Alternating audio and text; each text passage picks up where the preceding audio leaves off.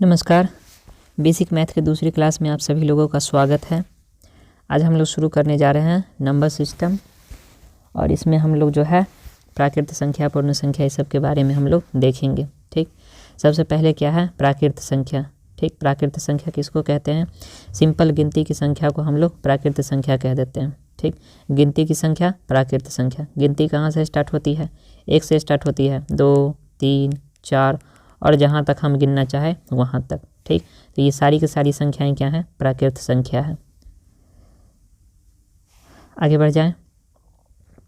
आगे अब अगर इससे क्वेश्चन अगर पूछे तो क्या पूछ सकता है कि कौन प्राकृत संख्या नहीं है? 0, 5 ऑप्शन है 1, 5, 0 और 8। ठीक, तो हम लोग जानते हैं कि गिनती कहाँ से स्टार्ट हो रही है? 1 से स्टार्ट हो रही है। 1, 2, 3, 4 और इसके आगे जितनी भी संख्याएं होंगी वो क्या होगी? प्राकृत संख्या होगी। तो इसमें से कौन नहीं आ रहा है? एक तो एक 0 नहीं आ रहा है। ठीक, तो 0 हमारा क्या हो जाएगा? सही आंसर हो जाएगा। पूछे कि प्राकृत संख्या कौन नहीं है, तो 0 यहाँ पे प्राकृत संख्या नहीं है। आगे क्वेश्चन और क्या आ सकता है इससे? बस एक ही था, और क्वेश्चन तो कुछ आ नहीं सकता है। अब एक क्वेश्चन इस तरीके का दे सकता है कि निम्नलिखित में से कौन प्राकृत संख्या है? प्राकृत संख्या है, और क्वेश्चन दे देगा -1, -2, 0। ठीक, और एक ऑप्शन दे देगा मान लीजिए 8। ठीक, तो यहाँ पे ये प्राकृत संख्या नहीं है, ये भी नहीं है और ये भी नहीं है, और 8 क्या है? प्राकृत संख्या है। तो यहाँ पे ये हो जाएगा। इसके आगे है पूर्ण संख्या। अब क्या है कि नेचुरल यानी कि प्राकृत संख्या के समूह में 0 को ऐड कर दीजिए। प्राकृत संख्या के समूह में 0 को ऐड कर दीजिए। ठीक, तो 0 को लेकर के जितनी संख्याएं हैं वो क्या है? हमारी पूर्ण संख्याएं हैं। 0 को लेकर के जितनी संख्याएं हैं वो क्या है?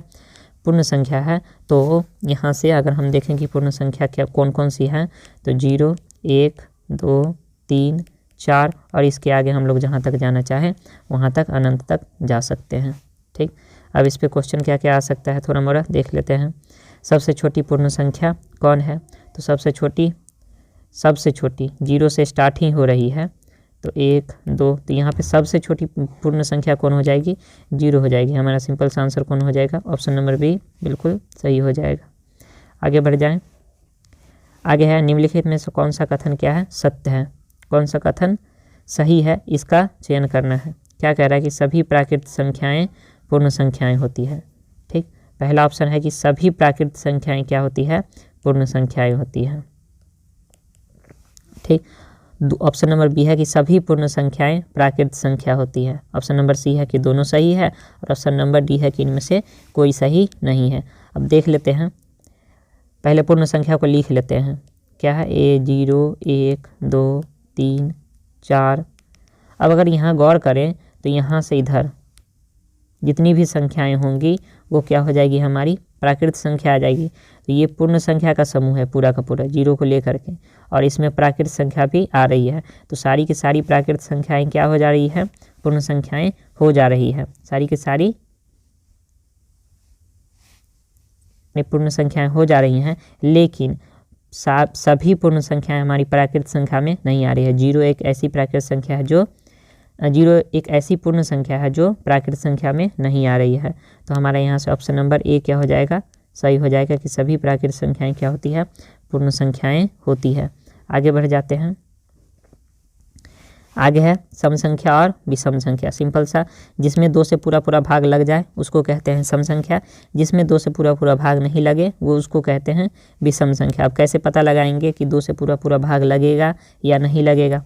ठीक, तो इसको इसे विभाज्यता के नियम में पढ़ने वाले हैं, लेकिन यहाँ भी पढ़ लेते हैं।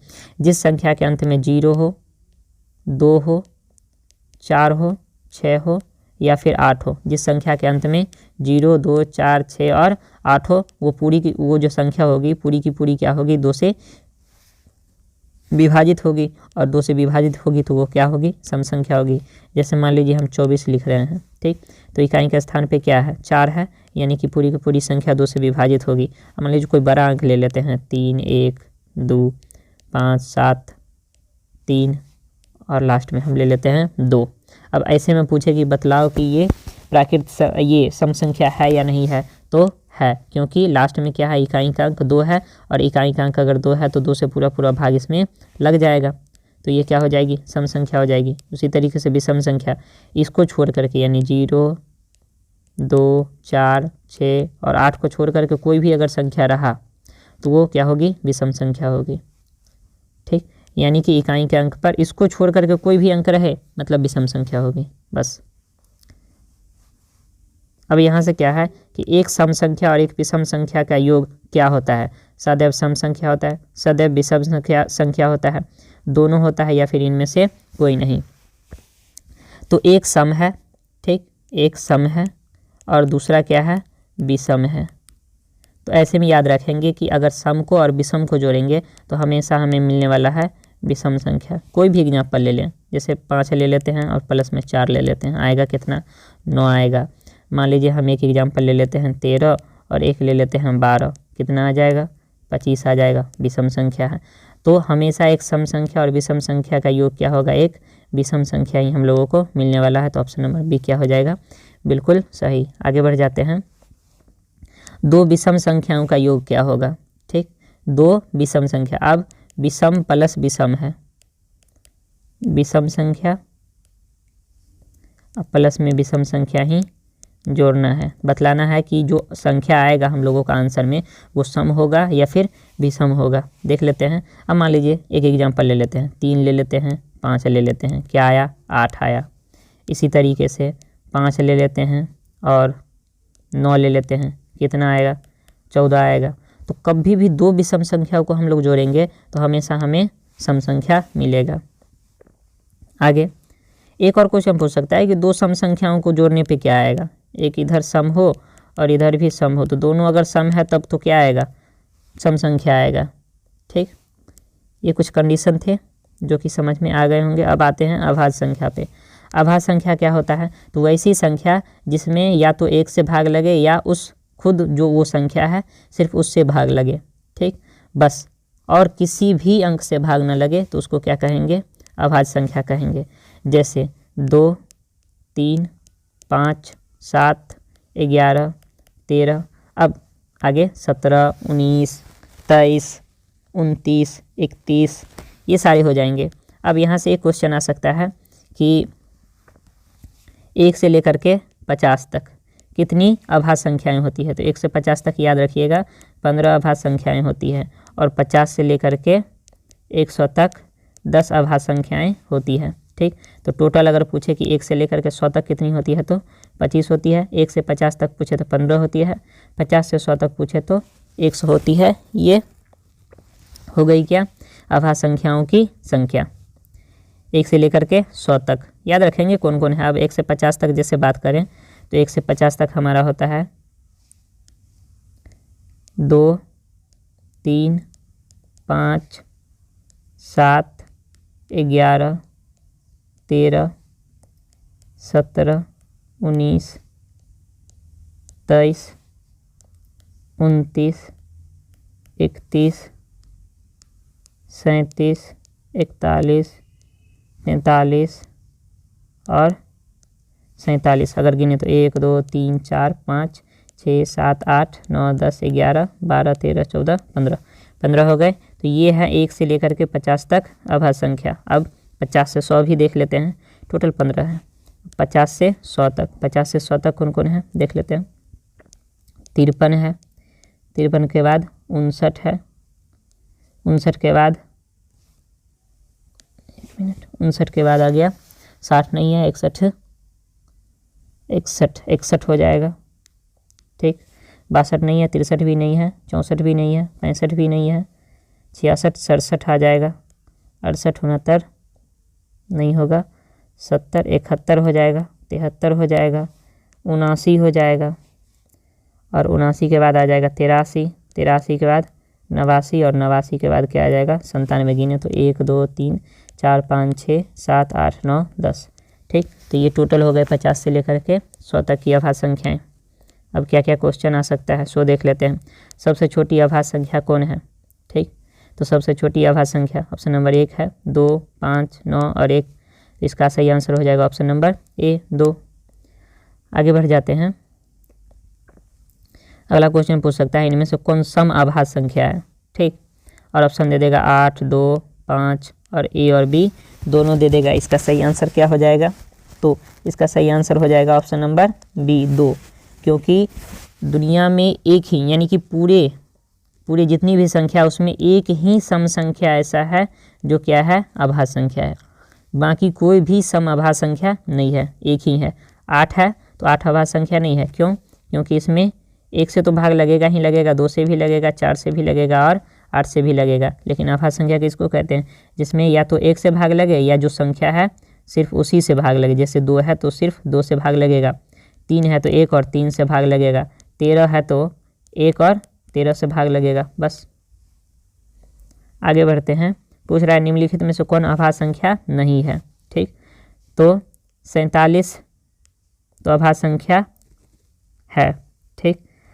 उसके बाद 87 जो है ये आभाज्य संख्या नहीं है, क्योंकि अगर इसको जोड़े तो 8, 7, 15 ये 3 से क्या हो जाएगा? विभाज्य हो जाएगा। तो जब 3 का विभाज्यता का नियम पढ़ाएंगे तब उसमें देखेंगे कि उसके अंकों का योग अगर 3 से विभाजित है तो वो संख्या भी 3 से विभाजित होगी पूरी पूरी। तो 87 यहाँ पे क्या हो जाएगा? 3 से विभाजित हो जाएगा, इसलिए 3 से विभाजित चूँकि हो चुका है तो 1 और 87 के अलावा तो इसका 1 तो 3 ऐसे ही आ गया, ठीक।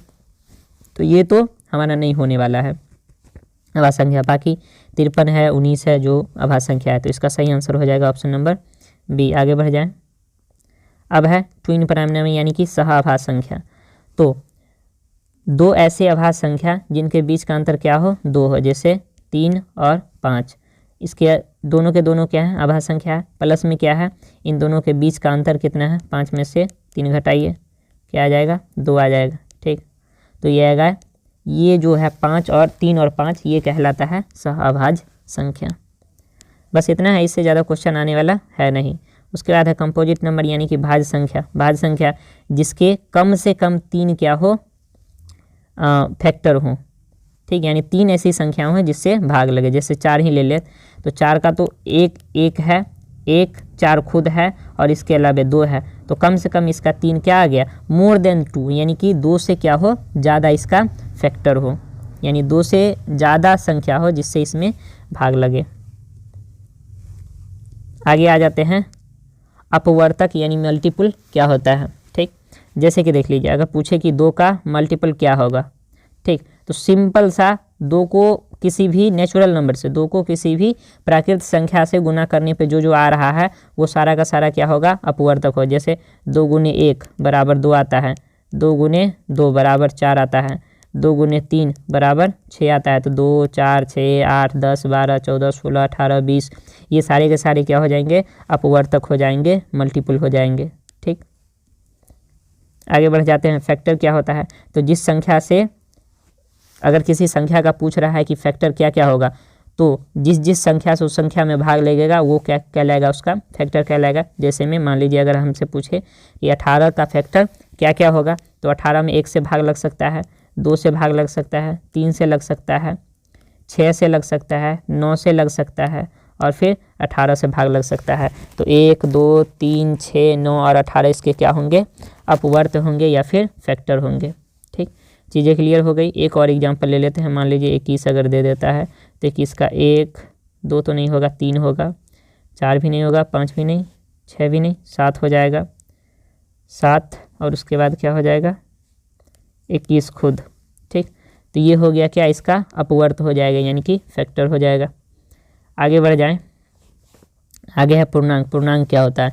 तो जितनी भी ये संख्या रेखा पे देख लीजिए, ये संख्या रेखा इधर हमारा होता है 0 और इधर जब आगे बढ़ते हैं दाईं ओर तो हमारा प्लस में 1, 2, 3, 4, 5 चलता है और इधर में हमारा क्या चलता है? -1, -2, -3। तो निगेटिव, उसके बाद 0 और पॉजिटिव, ये तीनों मिला करके जो संख्या हमारा जो संख्या का जो समूह मिलता है हमें, वो क्या कहलाता है? पूर्णांक कहलाता है। बशर्ते कि इसमें जो है ये भिन्न वाला जो है संख्या नहीं आएगा। जैसे कि अगर मान लीजिए 1/2 लिख दे रहे हैं तो ये हमारा पूर्णांक नहीं कहलाएगा, या फिर -1/3 लिख दे रहे हैं, ये भी हमारा पूर्णांक नहीं कहलाएगा। हमारा जैसे -1, -2, -3 ये 1, 2, 80, 100 ये सारे के सारे क्या कहलाएंगे? पूर्णांक कहलाएंगे। प्लस में 0 हमारे क्या होंगे? पूर्णांक होंगे।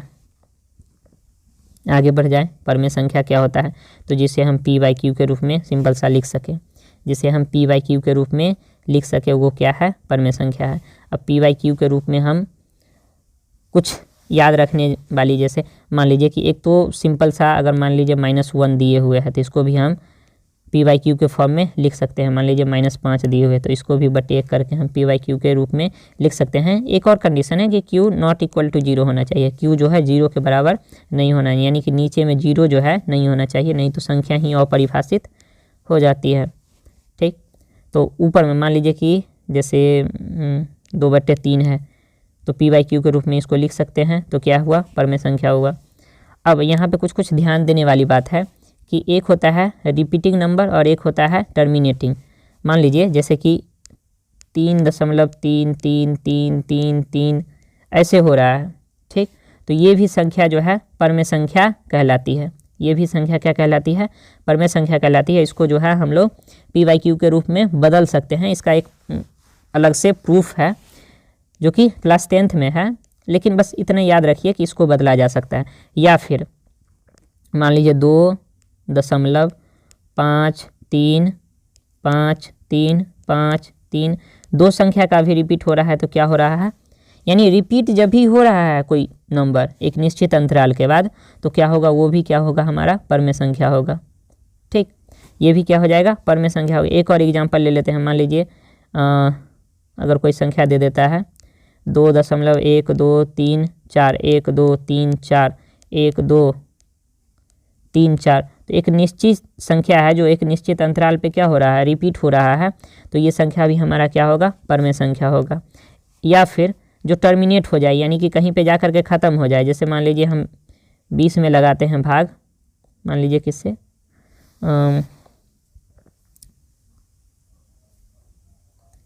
किससे लगाया जाए इसमें भाग की पूरा टर्मिनेट हो जाए, 4 से लगाते हैं, नहीं 4 से तो कट जाएगा 20 मरतबे पूरा, मतलब 5 मरतबे कट जाएगा।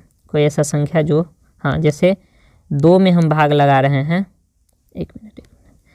3 में हम भाग लगा रहे हैं 2 से, ठीक, तो 2 इकाई 2 1 आ गया, दशमलव दीजिए, हो जाएगा 10 और 5, ठीक, यानी दशमलव के बाद एक निश्चित संख्या तक गया और उसके बाद पूरा का पूरा क्या आ गया, कट गया। ठीक, तो वो संख्या भी हमारा क्या होगा, परमेय संख्या होगा। तो परमेय संख्या समझने में कोई दिक्कत नहीं होगा। अब यहाँ से अपरमेय संख्या, जिसे हम p/q के फॉर्म में नहीं लिख सकते हैं।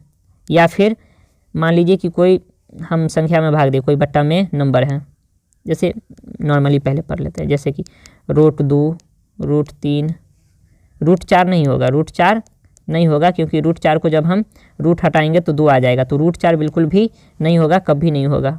ठीक, उसके बाद क्या हो जाएगा, √5 होगा, हाँ बिल्कुल होगा। ठीक,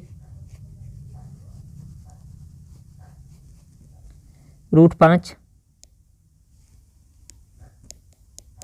बिल्कुल होगा।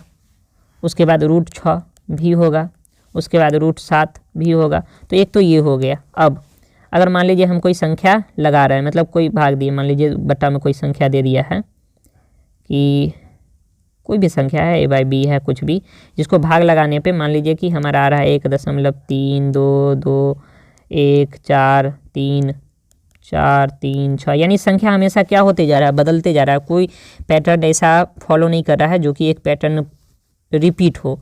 ठीक, नया नया संख्या हर एक बार क्या आ जा रहा है, ऐसे ही आ जा रहा है, तो वो संख्या क्या हो जाएगा, हमारा अपरमेय संख्या हो जाएगा। चीज़ें क्लियर। आगे बढ़ जाते हैं, वास्तविक नंबर क्या है। ठीक, तो परमेय संख्या, ठीक, प्लस में अपरमेय संख्या, दोनों मिला करके क्या होता है, हमारा बनता है वास्तविक संख्या बनता है। परमेय संख्या प्लस में अपरमेय संख्या मिला करके हमारा क्या बनता है, वास्तविक संख्या। अब यहाँ से सारी चीज़ पढ़ चुके हैं, तो अब देखते हैं यहाँ पे, अगर आप यहाँ पे गौर करें तो क्या आ रहा है, परमेय संख्या में जो है, अगर परमेय संख्या की बात करें तो देखिए परमेय संख्या में हमारा निगेटिव नंबर भी आ रहा है और पॉजिटिव भी आ रहा है, 0 भी आ रहा है। ठीक, तो परमेय संख्या में सभी के सभी पूर्णांक आ जा रहे हैं। ठीक, तो पूछेगा कि क्या सभी पूर्णांक परमेय संख्याएं हैं, तो हाँ हैं। क्या सभी परमेय संख्याएं पूर्णांक हैं, तो नहीं है। ठीक, क्लियर।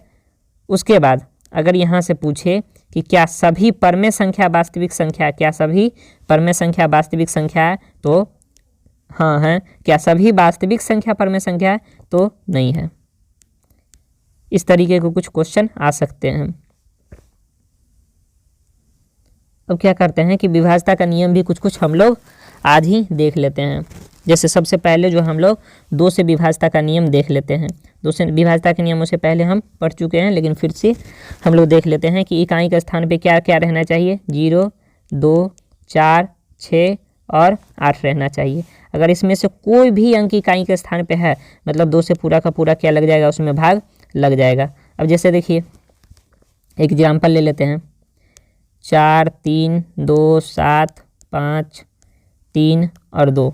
लास्ट में क्या है, इकाई का स्थान पे 2 है, तो क्या हो जाएगा, पूरा का पूरा 2 से कट जाएगा। उसके बाद मान लीजिए अगर इस 2 के जगह पे मान लीजिए 0 रहे, इस 2 के जगह पे क्या रहे, 0 रहे, फिर भी पूरे की पूरी संख्या क्या होगा, 2 से भाग लग जाएगा। इस 0 के जगह पे मान लीजिए अगर 8 रहे, इस 0 के जगह पे 8 रहे, तो भी क्या हो जाएगा, पूरे के पूरी संख्या 0 से भाग लग जाएगा।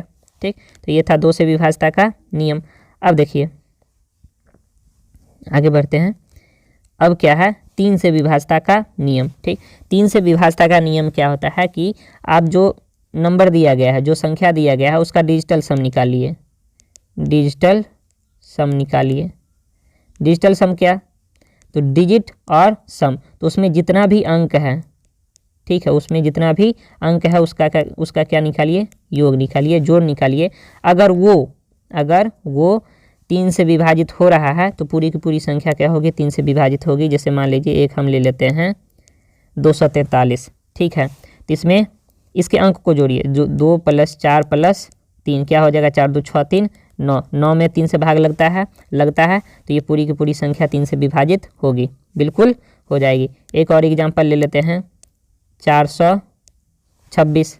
ठीक है, इसको जोड़िए, 4 + 2 + 6 क्या आ जाएगा, 4 × 2 = 6 प्लस में 6 12, 12 में 3 से मतलब 3 से भाग लग रहा है, तो हाँ लग रहा है, बिल्कुल सही है। तो 426 में भी 3 से पूरे के पूरे भाग लग जाएगा। लगा के देख लेते हैं, थोड़ा सा कट कर देते हैं, अब लगाते हैं। 426 था, लगाइए 3 से, 3 × 1 3 कट गया, 1 2 3 × 4 12 कट गया, बच गया 6 और 3 दूनी 6 कट गया, बस सिंपल। अब देखिए अगर कोई बड़ा संख्या दे देगा तब क्या हम जोड़ने जाएंगे, नहीं। अगर कोई बड़ा संख्या दे दे और पूछ ले, मान लीजिए कि इतना बड़ा दे दिया है, तो 3 4 6 9 8 4 ऐसे दे दिया है संख्या, ठीक है, ये 9 है। अब ऐसे दे दिया है, तो ऐसे में क्या करेंगे, तो ऐसे में आप देखिए कि ऐसे ही संख्या में बस नीचे में क्या लिखिए, 3 लिखिए और बनाने का कोशिश कीजिए 3 संख्या, या तो 3 बनाइए, या तो एक अंक लेकर के, या फिर 2 अंक, या फिर 3 अंक, जितना से पूरा है, या तो 3 पुराइए, या फिर 6 पुराइए, या फिर 9 पुराइए। काटिए, देखिए क्या हो जाएगा, 3 कट गया, 6 कट गया, 9 कट गया। उसके बाद देखिए 4 और 2 6 में लग रहा है भाग, काट दीजिए। उसके बाद 8 और 4 12 कट गया। बस इस तरीके से करना है। एक और एग्जाम्पल ले रहे हैं, जैसे कि मान लीजिए 4 3 2 8 4 6 ऐसे दे दिया है। ठीक, करना क्या है, 3 6 और 9 बनाना है। 3 6 और 9, 3 आया कट गया, ठीक, 6 कट गया, 4 और 2 6 कट गया, 8 और 4 12 ये भी कट गया। ठीक, 8 4 12, जो बचेगा वो लास्ट में कर देंगे। एक और एग्जाम्पल ले लेते हैं, जैसे 2 3 4 6 8 और ले लीजिए 7 ले लीजिए, 1 मिनट, 7 ले लीजिए। बस 3 से काटने का अथी कीजिए, मतलब प्रयास करना है कि 3 से कट जाए। ठीक, तो 3 से काटिए, कौन कौन संख्या कट रहा है, 3 से कट गया, 3 दूनी 6 कट गया। उसके बाद देखिए अब 7 और 2 9 कट गया, ठीक, और 8 और 4 12 कट गया। बस इस तरीके से करना है, उतना ज़्यादा जोड़ना नहीं है कि 2 + 3 + 4 + 6 + 8 + 12, इतना नहीं करना है। एक और संख्या ले लेते हैं, 5 4 3 6 5 3 1, चलिए ऐसे ले लेते हैं। अब चलिए जोड़ते हैं। अब 3 6 9 बनाने की कोशिश कीजिए। 3 गया, 5 4 9 गया, 6 गया, उसके बाद देखिए 3 गया, 5 और 1 6 गया, सिंपल। ठीक, एक और एग्जांपल ले लेते हैं। 2 8 2 3 6 4 और ले लेते हैं 2 ले लेते हैं।